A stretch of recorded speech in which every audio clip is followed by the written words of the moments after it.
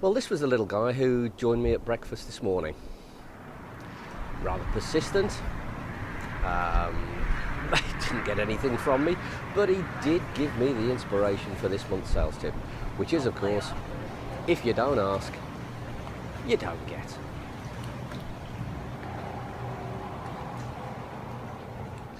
Welcome to the rather sunny and, I have to say, very, very beautiful Florida Keys, and in particular Isla Morada.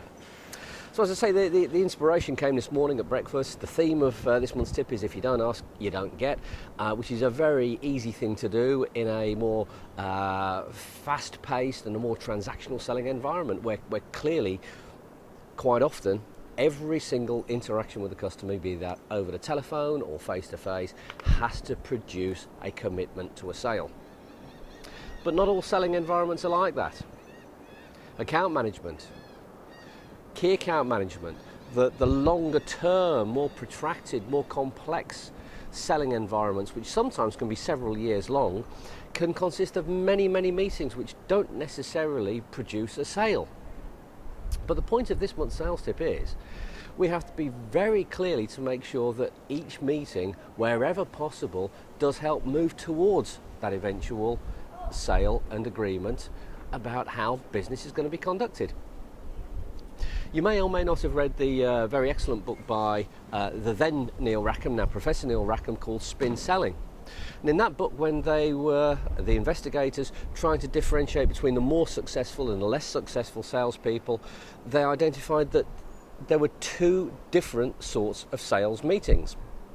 One was what they called continuation meetings, and one was what they called advance meetings. Now, continuation meetings was where there was a meeting with a customer in a complex selling environment and nothing went wrong.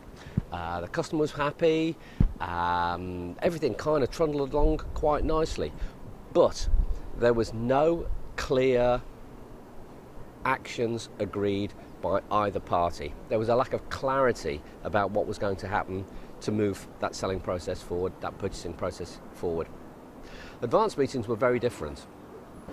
In an advanced meeting, there was absolute clarity about what both parties were going to do to move that purchasing process forward.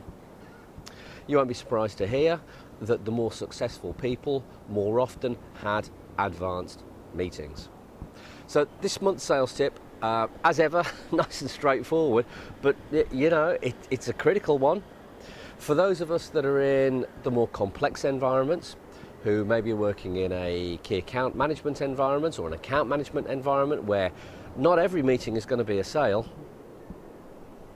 ask yourself, before you go in, have I got clear objectives in terms of what's going to be agreed to move this process forward to its next logical step? Ask yourself afterwards, have I achieved an advance meeting, or was this simply a continuation meeting? The more of them you can make advanced meetings, at fear of stating the obvious, the more success will follow. So I'll leave you with some of the shots of a few other guys I've noticed around here who were a little bit more successful when it came to aligning themselves to the superb phrase we should remember in sales: if you don't ask, you don't get. Look forward to seeing you next month.